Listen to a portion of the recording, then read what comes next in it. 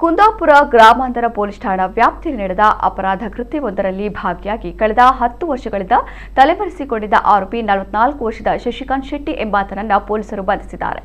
ಕುಂದಾಪುರ ಠಾಣೆ ASI Shankar S ಹಾಗೂ constable Ashok Shetty ಇವರುಗಳು ಪಶ್ಚಿಮ ಬಂಗಾಳ ರಾಜ್ಯದ ಮುರ್ಷಿದಾಬಾದ್ ಜಿಲ್ಲೆಯ ಬನಿನಾಥಪುರ ಎಂಬಲ್ಲಿ ಆರೋಪಿಯನ್ನು ಪತ್ತೆ ಹಚ್ಚಿ ಕುಂದಾಪುರದ ಎಸಿಜೆ ಮತ್ತು ಜೆಎಂಎಫ್ಸಿ ನ್ಯಾಯಾಲಯದ ನ್ಯಾಯಾಧೀಶರ ಮುಂದೆ ಹಾಜರುಪಡಿಸಿದ್ದಾರೆ. ಆರೋಪಿಗೆ ನ್ಯಾಯಾಂಗ ಬಂಧನ ವಿಧಿಸಲಾಗಿದ್ದು ಹಿರಿಯಡ್ಕದ ಜಿಲ್ಲಾ ಕಾರಾಗೃಹದಲ್ಲಿ ಇರಿಸಲಾಗಿದೆ.